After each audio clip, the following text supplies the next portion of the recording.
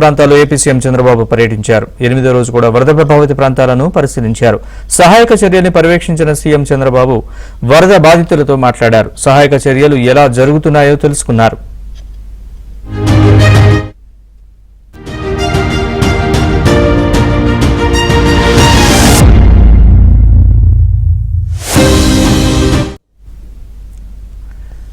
Kummaripalem junction, Chittinagar circle, పాల factory, YSR కాలనీలో ప్రజల సమస్యలను అడిగి తెలుసుకున్నారు. చిట్టినగర్ ఫ్లైఓవర్ కిందకు జేసీబీపై వెళ్లిన సీఎం వరద బాధితులతో స్వయంగా మాట్లాడి ఫిర్యాదులు స్వీకరించారు. ఏ ఫిర్యాదులున్నా మంత్రి శ్రీ డోలా బాల వీరాంజనేయ స్వామికి ఇవ్వాలని సూచించారు. అలాగే ప్రకాశం బ్యారేజ్ వద్ద ఏర్పాటు చేస్తున్న కౌంటర్ వెయిట్లను పరిశీలించారు. ఇరిగేషన్ నిపుణుడు కన్నయ్య నాయుడుతో మాట్లాడిన సీఎం పరిస్థితిని తెలుసుకున్నారు. ప్రకాశం బ్యారేజీకి పైనుంచి వస్తున్న వరద విషయంపై చంద్రబాబు ఆరా తీశారు.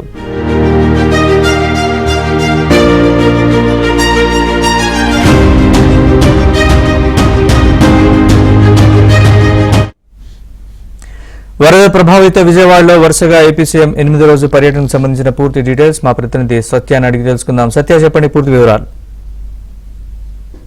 వరద ముంపు ప్రాంతాలను 8వ రోజు కూడా ముఖ్యమంత్రి చంద్రబాబు నాయుడు పర్యటించారు. దీనిలో తన పర్యటన మధ్యాహ్నం ప్రారంభమవగానే ముందుగా ప్రకాశం బ్యారేజ్ వద్ద ఏదైతే కౌంటర్ వెయిట్లు దెబ్బతిన్నాయో, పడవలు తగలడం వల్ల ఆ ప్రాంతాన్ని పరిశీలించారు. అక్కడ జరుగుతున్న రిపేర్ వర్క్స్ ను ఆయన స్వయంగా గేట్ల నిపుణుడు అయినటువంటి కన్నయ్య నాయుడును అడిగి తెలుసుకున్నారు. ఎందువల్ల ఈ బోట్లు తగిలాయి, గేట్లకి ఏమన్నా ప్రమాదం ఉందా అనే విషయాన్ని అడిగి తెలుసుకోవడంతో పాటు ఎంత వరద నీరు వస్తుందనే విషయాన్ని కూడా ఇరిగేషన్ శాఖ అధికారులతో అడిగి తెలుసుకోవడం జరిగింది. ఇప్పటికే ఏదైతే కౌంటర్ వెయిట్లు దెబ్బతిన్నాయో వాటిని తిరిగి ఆ ప్లేస్ లో పునరుద్ధరించే కార్యక్రమం అయితే కొనసాగుతుంది. ఇప్పటికే 2 కౌంటర్ వెయిట్లు పునరుద్ధరించారు. 3వ కౌంటర్ వెయిట్ కూడా ఈ పాటికే పూర్తిగా అక్కడ ఏర్పాటు చేసే అవకాశం ఉన్నట్టుగా అధికారులు చెబుతున్నారు. మరోవైపు వరద ఏ స్థాయిలో వస్తుంది, ఎటువంటి జాగ్రత్తలు తీసుకోవాలనే విషయాన్ని కూడా ముఖ్యమంత్రి అడిగి తెలుసుకున్నారు. అక్కడి నుంచి కుమ్మరిపాలెం జంక్షన్ తో పాటు సితారా సర్కిల్, చిట్టినగర్, మిల్క్ ప్రాజెక్టు మీదుగా జక్కంపూడి వెళ్లడం జరిగింది. ఆ ప్రాంతాల్లో జరుగుతున్న పారిశుద్ధ్య పనులను చంద్రబాబు స్వయంగా పర్యవేక్షించారు.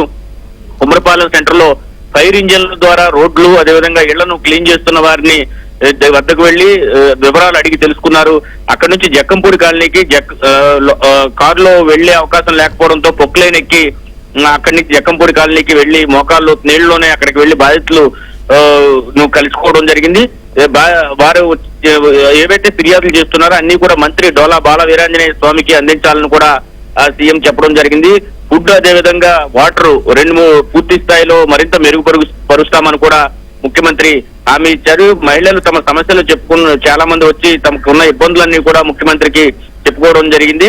డ్రైవర్లతో మాట్లాడి వారికి బీమా క్లైమ్స్, ఏవైతే చిరు ఆటో డ్రైవర్లు, అదేవిధంగా వెహికల్స్ నడుపుకునేవారు ఉంటారో వారితో మాట్లాడి వారికి బీమా క్లైమ్స్ కూడా వీళ్ళని తొందరగా ఇచ్చేలాగా చర్యలు తీసుకుంటున్నామని కూడా ముఖ్యమంత్రి హామీ ఇచ్చారు. తర్వాత ఎర్రకట్ట వద్దకు చేరుకుని అక్కడి నుంచి నెక్స్ట్ ఫ్రూట్ మార్కెట్, అక్కడి నుంచి బిఆర్టీఎస్ రోడ్డు మీదుగా మరలా కలెక్టరేట్ కు చేరుకున్నారు. బాధితులకు ఒకటే విషయం ఆయన స్పష్టం చేశారు, మీకు ఏ కష్టం వచ్చినా సరే దాన్ని తీర్చేందుకు తాము సిద్ధంగా ఉన్నాం. ఇదే సమయంలో వరద ముంపు ప్రాంతాల్లో జనాభా కూడా ఎక్కువగా ఉండడం వల్ల సహాయం అందడంలో ఆలస్యమైంది తప్ప వేరే ఏమి కాదు.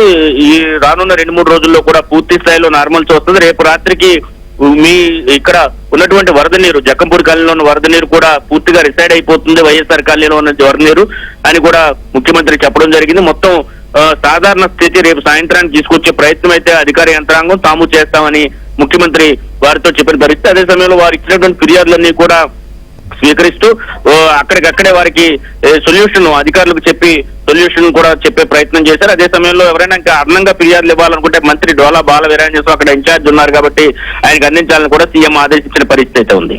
Right Satya, thanks for the update.